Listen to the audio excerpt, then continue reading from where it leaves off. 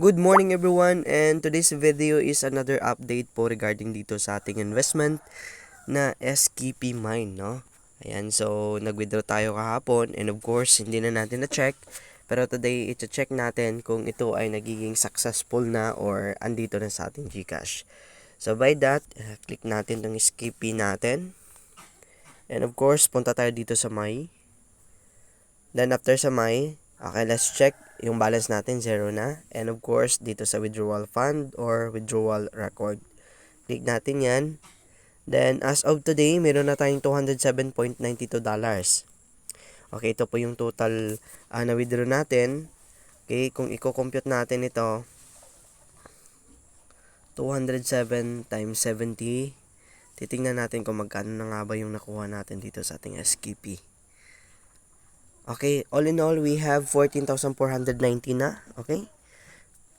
Pero yung mga net lang natin dito is nasa 10 to 11K. Ayan. So, today, let's check natin yung ating transaction. Pinaka latest na transaction natin is 2023, September 04 kahapon and alas 2 ng hapon 26. Okay, so ito yung ating withdrawal kahapon. Ngayon, titingnan natin to sa ating GCash. So, magkano nga ba itong 7.53? Kapag kung i-click natin yan, 7.53 multiplied by 70 is equal to 527.1. So, now, i-check natin ito sa ating GCash account kung andito na nga ba to sa ating GCash account. Ayan. Then, titingnan natin. Teka.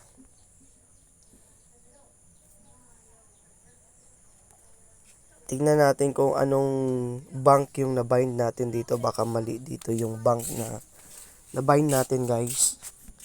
Parang mali yata. Parang hindi itong number na to. Oh, see, yung isang bank account pala yung na-bind natin dito. So, hanapin ko muna yung phone ko na isa, guys. And of course, ipapakita ko po sa inyo mamaya na nagiging successful na. And ita-transfer natin dito yung fund natin. Ita-transfer natin yung fund natin dito sa dito sa ating GCash na bago. So, abangan nyo to, guys. So, ayan guys, andito na tayo sa isang cellphone natin. And of course, titingnan na natin today dito. Ayan. Ayan, titingnan na natin today dito yung ating GCash. Kung na-receive na nga ba natin tong ating fund dito.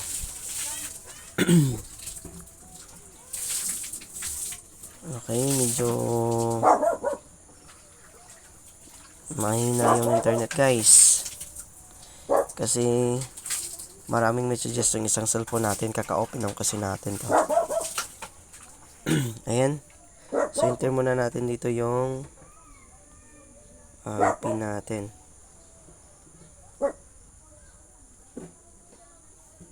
Ayan na.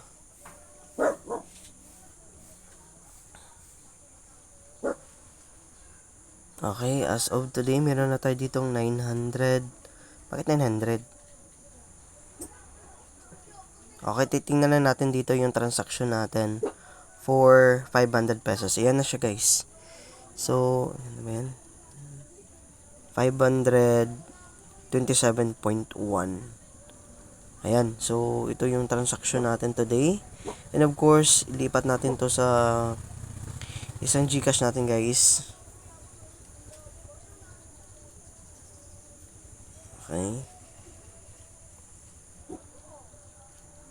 Medyo mahina yung internet natin. Maraming update. 900.10.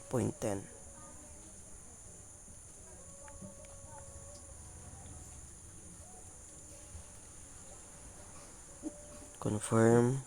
Then, and that's it. So, just click. Check natin ulit yung GCash natin kung pumasok na nga ba yan.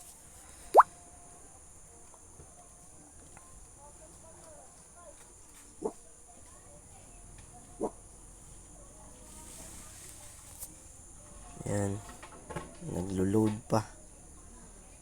Ayan, 900.10 dito na sa ating GCash.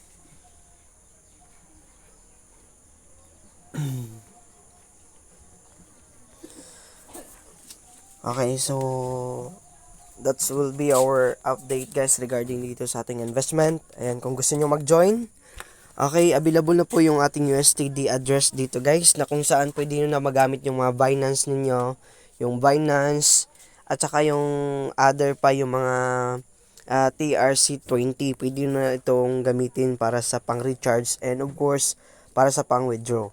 Okay, kung gusto nyo mag-recharge dito, okay, click nyo lang itong USD. So, click ko lang dito yung, for example, yung $10 yung invest nyo. So, we have 700 here. Then, click ko lang yung USD. Then, proceed lang po kayo dito.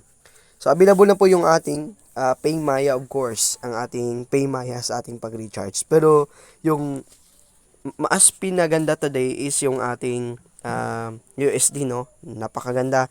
Okay, meron tayo ditong USD TRC C20.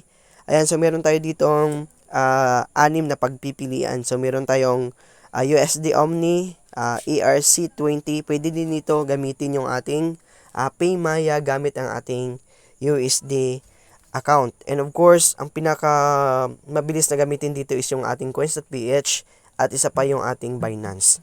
Ayan, so napakaraming pagpipilian dito about withdrawal and of course about our recharge button. So pwede din dito na pagpipilian natin yung sa withdrawal natin is yung ating TRC20, no, kasi yun yung update dito sa ating investment na pwede na nating i-withdraw dito yung ating fund gamit yung ating Binance. Yan, ito yung pinaka-update ng ating investment today.